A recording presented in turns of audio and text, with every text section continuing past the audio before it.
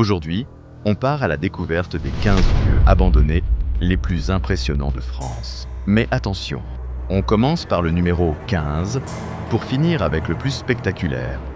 Mais avant de commencer, découvre Urbexers, la carte collaborative qui réunit plus de 20 000 lieux abandonnés dans le monde entier. Explore gratuitement des centaines de spots ou débloque l'accès à des milliers de lieux exclusifs pour seulement 4,99 €. Grâce à nos modérateurs et à une communauté passionnée, chaque spot est noté, commenté et illustré pour t'offrir la carte Urbex la plus fiable et la plus à jour disponible en ligne. Allez, on commence avec le classement. Numéro 15, l'usine à papier de Pont-de-Claix, Isère. À Pont-de-Claix, l'usine à papier raconte l'histoire d'un siècle d'activité industrielle. Ses murs peints et ses structures délabrées font le bonheur des explorateurs urbains. Numéro 14, l'hôtel abandonné Le Zoom. Situé à côté de la ville d'Isle-sur-la-Sorgue, dans le Vaucluse, nous voici devant l'hôtel Zoom. Ce surnom découle de sa dernière activité, qui fut une boîte de nuit nommée le Grand Zoom. Cet endroit a eu de multiples activités en commençant par l'hôtellerie, transformée ensuite en maison de retraite éphémère pour terminer sa carrière en dance-floor. Numéro 13, le village abandonné de Pirou, Manche. Sur la côte normande, le village de Pirou semble tout droit sorti d'une autre époque. Entre maisons désertées et rues abandonnées, il offre un décor étrange face à la mer. Numéro 12, Oradour-sur-Glane, Haute-Vienne. Oradour-sur-Glane est sans doute le site le plus bouleversant de cette liste. Village martyr de la Seconde Guerre mondiale, il a été conservé en l'état depuis 1944. Chaque ruine raconte une histoire tragique et poignante. Numéro 11, les catacombes de Paris. Les catacombes de Paris sont un vaste réseau de tunnels et de chambres souterraines qui s'étendent sur environ 300 km sous la capitale française. Ce lieu mystérieux attire chaque année des milliers de visiteurs, fascinés par son histoire, ses légendes et ses secrets. Elles offrent une expérience unique, où l'histoire rencontre le mystère. Numéro 10. La station de ski fantôme de Séuse, Hautes-Alpes. Au sommet des Hautes-Alpes, la station de Séuse est aujourd'hui une station fantôme. Remontée mécanique rouillée, chalet déserté.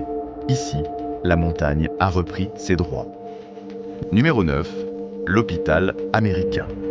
Cet ancien hôpital date de 1844 et a servi aux soldats américains dans les années 1950 à 1960. L'endroit est assez délabré par le temps. Il faut faire attention de ne pas glisser, surtout dans les étages. De la laine de verre dépasse un peu partout et le sol synthétique se décolle. Je vous conseille d'aller faire un tour dans la chapelle et l'atrium, qui sont impressionnants. Numéro 8, le sanatorium de la Corniche, Dreux.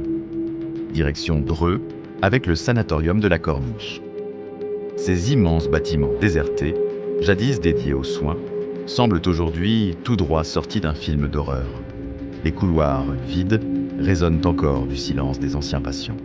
Numéro 7, le château de Saint-Vincent-le-Palluel, Dordogne.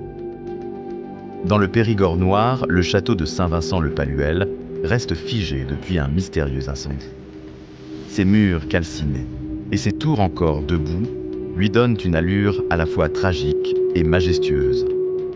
Numéro 6, l'usine de textile de Valdoie, territoire de Belfort. Dans le territoire de Belfort, l'usine de textile de Valdoie raconte l'histoire de l'industrie française.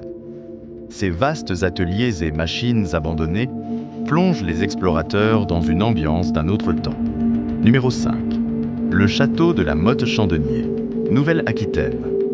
Véritable icône de l'urbex, le château de la Motte-Chandelier est une merveille romantique en ruine.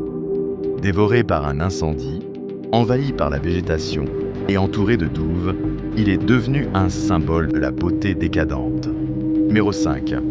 La piscine olympique abandonnée des Alpes. Voici une piscine olympique abandonnée dans la région des Hautes-Alpes, dans un cadre de nature, bien loin de sa gloire d'antan. Construite dans les années 70, Cette piscine fermera en 98 en raison des coûts trop importants pour sa mise aux normes. Numéro 3.